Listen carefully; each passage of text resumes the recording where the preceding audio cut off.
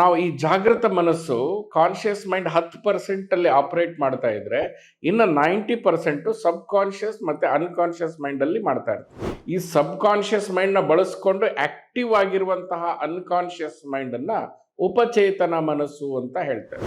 ಬದುಕ್ತಾ ಇರೋದು ಹೊರ ಮನಸ್ಸಿನಿಂದ ಅಂತ ಆದ್ರೂ ಕೂಡ ಬಹಳಷ್ಟು ನಮ್ಮ ನಿರ್ಧಾರಗಳು ಈ ಉಪಚೇತನ ಮನಸ್ಸುಗಳಿಂದನೇ ಬರುತ್ತೆ. ನಮ್ಮ ಜನ್ಮದಲ್ಲಿ ಈ ಜೀವನದಲ್ಲಿ ಇರುವಂತ ಎಲ್ಲಾ ನೆನಪುಗಳು, ಅದರ ಜೊತೆಗೆ ಪೂರ್ವ ಜನ್ಮಗಳ ಎಲ್ಲಾ ನೆನಪುಗಳನ್ನು ಕೂಡ ಅದರ ಸ್ಟೋರ್ ಹೌಸ್ ಈ ಉಪಚೇತನ ಮನಸ್ಸು.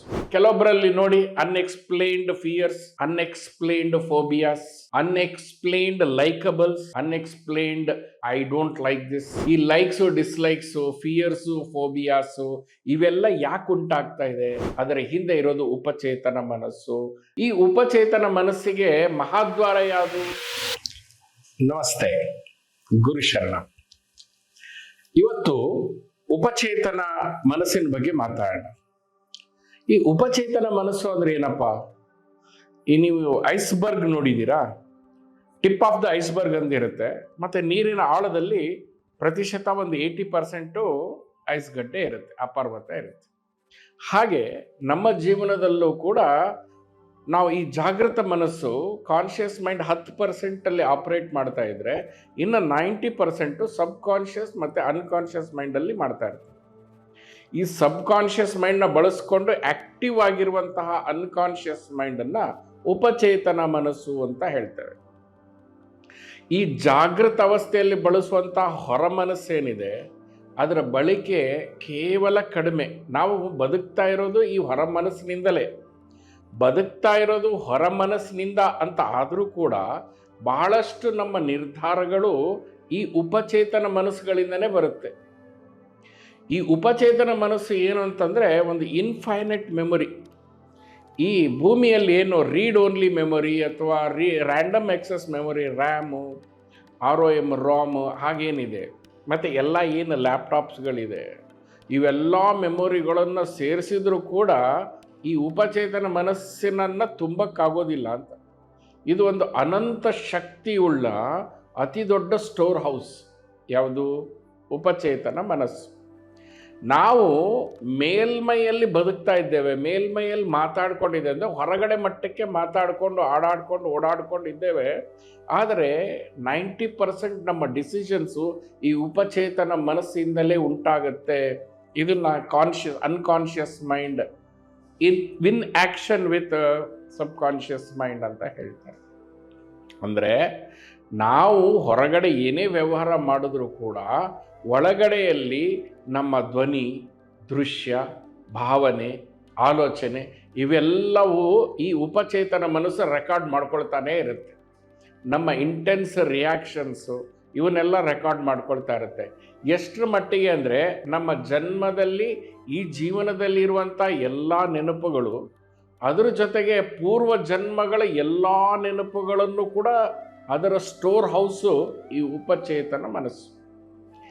ನಾವು ಅಂದ್ಕೊಳ್ತೇವೆ ಐ ಆಮ್ ಚೂಸಿಂಗ್ ಲೈಫ್ ಅಂತ, I am choosing my own decisions ಅಂತ. ಇಲ್ಲಿ ಆ ಥರ ಆಗ್ತಾ ಇಲ್ಲ. ನಾವು ಅನ್ಕೋತಾ ಇದ್ದೀವಿ, ನಾನು ನಿರ್ಧಾರ ತೆಗೆದುಕೊಳ್ತಾ ಇದ್ದೀನಿ, ನಾನು ಆಯ್ಕೆ ಮಾಡ್ತಾ ಇದ್ದೀನಿ, ನಾನು ಇಷ್ಟಪಡ್ತಾ ಇದ್ದೀನಿ ಅಂತ. ಇಲ್ಲ, ಅದರ ಹಿಂದೆ ಪ್ರಭಾವ ಈ ಉಪಚೇತನ ಮನಸ್ಸಲ್ಲಿದೆ. ಹೀಗಾಗಿ ಕೆಲವೊಬ್ಬರಲ್ಲಿ ನೋಡಿ unexplained fears, unexplained phobias, unexplained likeables, unexplained I don't like this, dislikes. ಈ ಲೈಕ್ಸು, ಡಿಸ್ಲೈಕ್ಸು, ಫಿಯರ್ಸು, ಫೋಬಿಯಾಸು ಇವೆಲ್ಲ ಯಾಕೆ ಉಂಟಾಗ್ತಾ ಇದೆ? ಅದರ ಹಿಂದೆ ಇರೋದು ಉಪಚೇತನ ಮನಸ್ಸು. ಅದು ಎಲ್ಲ ನಮ್ಮ ಅನುಭವಗಳ ಪ್ರತಿಕ್ರಿಯೆಗಳನ್ನು ತನ್ನಲ್ಲಿ ಇಟ್ಕೊಂಡು ನಿರ್ಧಾರವನ್ನು ಹೊರಹಾಕ್ತಾ ಇದೆ. ಜಾಗೃತ ಮನುಷ್ಯನ ಲಕ್ಷಣ ಏನು ಅಂತಂದರೆ ಅವನ ಪ್ರತಿ ನಿರ್ಧಾರ, ಪ್ರತಿ ಪ್ರತಿಕ್ರಿಯೆ ಕೂಡ ಜಾಗೃತದಿಂದ ಉಂಟಾಗುತ್ತೆ. ಆದರೆ ನಾವು ಜಾಗೃತ ಮನಸ್ಸಲ್ಲಿ ಇರ್ತೇವೆ, ಆದರೆ ಅಜಾಗೃತವಾದ ಉಪಚೇತನ ಮನಸ್ಸಿನಿಂದ ನಮ್ಮ ಜೀವನದ ನಿರ್ಣಯಗಳಾಗತ್ತೆ. ಹೀಗಾಗಿ ನಿರ್ಣಯದ ನಂತರದ ಕಾನ್ಸಿಕ್ವೆನ್ಸಿಗೆ ನಾವು ಒಪ್ಕೊಳ್ಳೋದಿಲ್ಲ. ಅದು ಮದುವೆ ವಿಷಯ ಆಗಿರ್ಬೋದು, ಅಥವಾ ಮನೆ ಕಟ್ಟುವ ವಿಷಯ ಆಗಿರ್ಬೋದು, ಸಂಬಂಧಗಳ ವಿಷಯ ಆಗಿರ್ಬೋದು. ಯಾಕೆ ಅಂತಂದರೆ ನಮಗೆ ಹೊರ ಮನಸ್ಸಿನ ಬಗ್ಗೆ ಅರಿವಿದೆ ಹೊರತು ಉಪಚೇತನ ಮನಸ್ಸಿನ ಬಗ್ಗೆ ಎಳ್ಳಷ್ಟು ಅರಿವಿಲ್ಲ ಅಂತ. ಈ ಉಪಚೇತನ ಮನಸ್ಸಿಗೆ ಮಹಾದ್ವಾರ ಯಾವುದು? ಹೊರ ಮನಸ್ಸೇ. ಹೊರ ಮನಸ್ಸಿನಿಂದ ಒಳ್ಳೆಯದು ಯಾವುದು, ಕೆಟ್ಟದ್ದು ಯಾವುದು ಅಂತ ಅನ್ನೋದು ಈ ಉಪಚೇತನ ಮನಸ್ಸಿಗೆ ಹೋಗುತ್ತೆ. ನೀವು ದಿನನಿತ್ಯ ಏನು ಪರಿತಪ್ಪಿಸ್ತೀರೋ, ಏನು ಮಾತಾಡ್ತೀರೋ, ಏನು ರಿಪೀಟ್ ಮಾಡ್ತೀರೋ ಅದು ಎಲ್ಲವೂ ಕೂಡ ಉಪಚೇತನ ಮನಸ್ಸು ತನ್ನ ನಿರ್ಧಾರವನ್ನಾಗಿ ತೆಗೆದುಕೊಳ್ಳುತ್ತೆ ಮತ್ತು ಅದು ಬೌನ್ಸ್ ಬ್ಯಾಕ್ ಆಗುತ್ತೆ. ಫಾರ್ ಎಕ್ಸಾಂಪಲ್, ಈಗ ನೀವು ಊಟದ ವಿಚಾರದಲ್ಲಿ, ಆಹಾರದ ವಿಚಾರದಲ್ಲಿ ನಕಾರಾತ್ಮಕತೆ, ನೆಗೆಟಿವಿಟಿಯನ್ನು ತುಂಬಿಕೊಂಡು ಈ ಅಡಿಗೆ ಅಥವಾ ಈ ಊಟ, ಈ ಆಹಾರ ಅಂತಂದರೆ ಅದು ನಕಾರಾತ್ಮಕ ಅನ್ನುವಂಥ ಭಾವನೆಗಳನ್ನು ಬೆಳೆಸ್ಕೊಂಡು ಯಾವುದೋ ಒಂದು ಪರಿಸ್ಥಿತಿಯಲ್ಲಿ ಆ ಅಡಿಗೆ ಅಥವಾ ಆಹಾರವನ್ನು ನೋಡಿದಾಗ ಅಥವಾ ಆ ಆಹಾರವನ್ನು ಸೇವಿಸಿದಾಗ ಅದು ನಿಮಗೆ ಪಚನ ಆಗೋದಿಲ್ಲ, ಅದರಿಂದ ತೊಂದರೆ ಉಂಟಾಗುತ್ತೆ. ಸೊ ಹೀಗಾಗಿ ಕೆಲ ಜನರನ್ನ ನೋಡಿ, ಈ ನಾನ್ ವೆಜ್ ವಿಷಯದಲ್ಲಿ ಕೆಲ ಸಸ್ಯಾಹಾರಿಗಳಿರ್ತಾರೆ, ನಾನ್ ವೆಜ್ನ ನೋಡಿರೋದಿಲ್ಲ, ತಿಂದಿರೋದಿಲ್ಲ, ಅಂದರೆ ಅದು ಬೇರೆ ರೀತಿ ಇಂಡೈರೆಕ್ಟಾಗಿ ಅವರು ನಾಲೆಜಲ್ಲಿ ಇರುತ್ತೆ. ಬಟ್ ಅವರಿಗೆ ಹುಟ್ಟಿದಾಗಿಂದನೂ ಕೂಡ ನಾನ್ ವೆಜಿಟೇರಿಯನ್ ಸರಿ ಇಲ್ಲ ಅಂತ ಹೇಳಿ ಒಂದು ನಕಾರಾತ್ಮಕತೆ, ನೆಗೆಟಿವಿಟಿ ತುಂಬಿ ಬಿಟ್ಟಿರ್ತಾರೆ. ಹೀಗಾಗಿ ಅದು ನೋಡಿದಾಗೆಲ್ಲ ಅವ್ರಿಗೆ ಒಂಥರ ವಾಮಿಟು, ಒಂಥರ ವಾಕರಿಕೆ, ಒಂಥರ ರಿಜೆಕ್ಷನ್ ಬರುತ್ತೆ. ಬಟ್ ನಾನ್ ವೆಜ್ ತಿಂದು ಚೆನ್ನಾಗಿರೋರು ಇದ್ದಾರಲ್ಲ, ಅವ್ರಿಗೆ ಹೆಂಗೆ ನಾನ್ ವೆಜ್ ವರ್ಕ್ ಆಗ್ತಾ ಇದೆ? ಯಾಕೆ ಅಂತಂದರೆ ಅವರಿಗೆ ನಾನ್ ವೆಜಿಟೇರಿಯನ್ ಬಗ್ಗೆ ಆ ನೆಗೆಟಿವಿಟಿ ಇಲ್ಲ. ಹೀಗೆ ವ್ಯಕ್ತಿಗಳ ಬಗ್ಗೆ ಆಗಿರ್ಬೋದು, ಜಾತಿಗಳ ಬಗ್ಗೆ ಆಗಿರ್ಬೋದು, ನಾವು ಈ ಸಮಾಜ ಸೃಷ್ಟಿ ಮಾಡಿದ ಕೆಳಜಾತಿ ಮೇಲ್ಜಾತಿ ಎಲ್ಲವೂ ಕೂಡ ಉಪಚೇತನ ಮನಸ್ಸಿನ ಪ್ರಭಾವನೆ. ಈ ಹೊರ ಮನಸ್ಸು ಏನು ಒಟ್ಟಗುಟ್ಟುತ್ತೆ, ಏನು ಪ್ರತಿ ದಿವಸ ಹೇಳುತ್ತೆ, ಅದು ಉಪಚೇತನ ಮನಸ್ಸು ನಂಬುತ್ತೆ, ಒಪ್ಪುತ್ತೆ, ಅದನ್ನು ಹಾಗೆ ಆಚೆ ಹಾಕುತ್ತೆ. ಈ ಪ್ರಭಾವ ತುಂಬ ಸ್ಟ್ರಾಂಗ್ ಆಗಿರುತ್ತೆ. ನಾವು ಒಬ್ಬ ವ್ಯಕ್ತಿನ ನೋಡಿದ್ವಿ, ಅವನು ತನ್ನ ಅಡೋಲಸೆಂಟ್ ಏಜಲ್ಲಿ ಮನೆ ಮುಂದೆ ಒಂದು ಆಕ್ಸಿಡೆಂಟ್ ಆಗೋದನ್ನು ನೋಡ್ತಾನೆ. ಆ ಆಕ್ಸಿಡೆಂಟ್ ಆಗಿರೋದನ್ನ ನೋಡಿ ಅವನ ಮೇಲೆ ಎಷ್ಟು ಪ್ರಭಾವ ಬೀರುತ್ತೆ ಅಂತಂದರೆ ಅವನು ಆಲ್ಮೋಸ್ಟ್ ಮತಿಯನ್ನು ಕಳೆದುಕೊಂಡು ಬಿಡ್ತಾನೆ, ತರ್ಕದ ಮನಸ್ಸನ್ನು ಕಳ್ಕೊಂಡ್ಬಿಡ್ತಾನೆ. ಇನ್ನೊಂದಿಷ್ಟು ಮಕ್ಕಳು ನನ್ನ ಗಮನಕ್ಕೆ ಬರ್ತಾರೆ, ಅವರೆಲ್ಲವೂ ಈ ರ್ಯಾಗಿಂಗ್ ಒಳಗಾದಂಥವ್ರು. ಆ ರ್ಯಾಗಿಂಗ್ನ ಭಯ, ಆ ನೋವುಗಳು, ಆ ಘಟನೆ ಘಟಿಸಿ ಕಾಲ ಮುಂದೆ ಹೋದರೂ ಕೂಡ ಅದರ ಪ್ರಭಾವ ಉಪಚೇತನ ಮನಸ್ಸಿನಲ್ಲಿರುತ್ತೆ. ಅದರಿಂದ ಅವರ ವ್ಯಕ್ತಿತ್ವವು ಕೂಡ ನಿರ್ಮಾಣ ಆಗುತ್ತೆ. ಆ ಮಕ್ಕಳನ್ನು ನಾನು ಗಮನಿಸಿದ್ದೀನಿ, ತುಂಬ ತರ್ಕವೇ ಇಲ್ಲದಂತಹ ಮನಸ್ಸು, ಮೆಂಟಲಿ ರಿಟಾರ್ಡ್ ಅಂತ ಹೇಳೋಕ್ಕಾಗೋದಿಲ್ಲ, ಬಟ್ ಆ ತರ್ಕವಿಲ್ಲದ ಮನಸ್ಸು ಮಕ್ಕಳ ಮನಸ್ಸಿನಂತ ಆಗೋಗ್ಬಿಟ್ಟಿದೆ. ಹೀಗೆ ಬಹಳಷ್ಟು ನಮ್ಮ ನಿರ್ಣಯಗಳ ಹಿಂದೆ, ಆಯ್ಕೆಗಳ ಹಿಂದೆ ಈ ಉಪಚೇತನ ಮನಸ್ಸು ಒಳಗಾಗಿದೆ. ಈ ಉಪಚೇತನ ಮನಸ್ಸನ್ನು ನಾವು ಗಮನಿಸಬೇಕು. ಹೇಗೆ? ಅದಂತರೂ ಎಚ್ಚರಾವಸ್ಥೆಯಲ್ಲಂತರೂ ಕಾಣಿಸೋದಿಲ್ಲ, ನಮ್ಮ ಕನಸುಗಳಲ್ಲಿ ಇಂಪ್ರೆಷನ್ ರೂಪದಲ್ಲಿ ಇದು ಕಾಣಿಸುತ್ತೆ. ಸೊ ಕನಸುಗಳಲ್ಲಿ ಎಚ್ಚೆತ್ಕೊಳ್ಳೋಕೆ ನಮಗೆ ಬರೋದು ಇಲ್ಲ. ಹಾಗಾದರೆ ನಾವೇನು ಮಾಡಬೇಕು?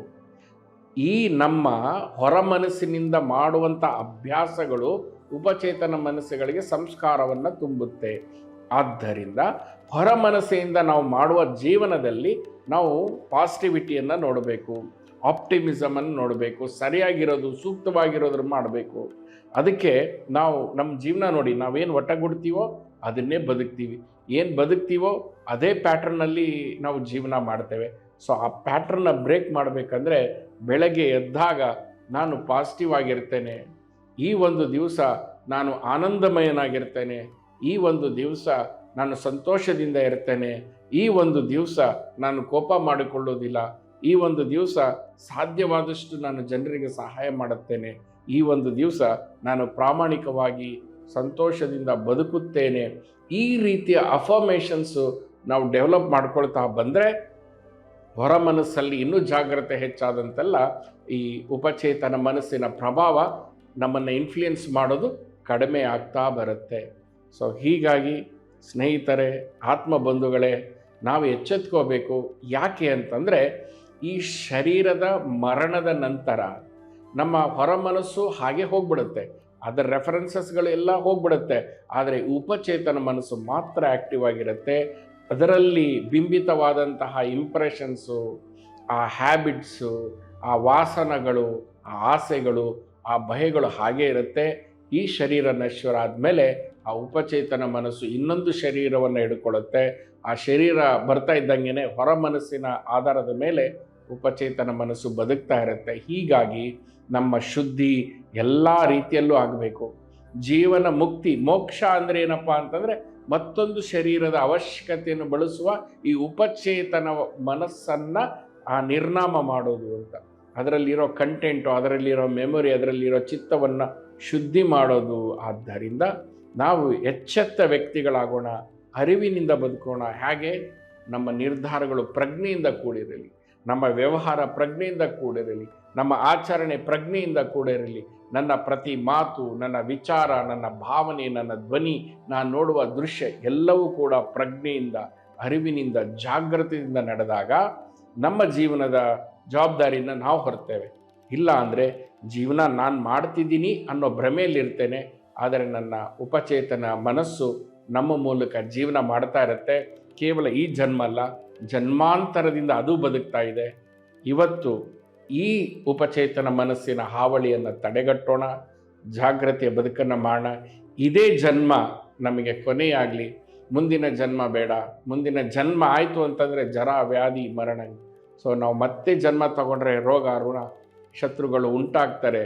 ಸೊ ಇದಕ್ಕೆ ಆಡಬೇಕು ಅಂತಂದರೆ ಎಚ್ಚೆತ್ತುವಾದ ಎಲ್ಲ ಚೆನ್ನಾಗಿದ್ದಾಗಲೇ, ಜಾಗೃತವಾಗಿದ್ದಾಗಲೇ ಈ ಉಪಚೇತನ ಮನಸ್ಸನ್ನು ಅಭ್ಯಾಸ ಮಾಡೋಣ. ಧ್ಯಾನದ ಮೂಲಕ ನಿರೀಕ್ಷಣೆ ಮಾಡೋಣ. ನಮ್ಮ ಆಚರಣೆ ಮೂಲಕ ಅದನ್ನು ಗಮನದಲ್ಲಿ ತೆಗೆದುಕೊಂಡು ಬಂದು ಕಾನ್ಷಿಯಸ್ ಆಗಿ ಜಾಗೃತವಾಗಿ ಬದುಕೋಣ. ಈ ವಿಷಯ ನಿಮ್ಮಲ್ಲಿ ಜಾಗೃತ ಉಂಟಾಗಲಿ ಅಂತ ನಾನು ಬೇಡಿಕೊಳ್ತೇನೆ. ನಿಮ್ಮೆಲ್ಲರಿಗೂ ಒಳ್ಳೆಯದಾಗಲಿ. ಶ್ರೀಕೃಷ್ಣ ಅರ್ಪಣಮಸ್ತು.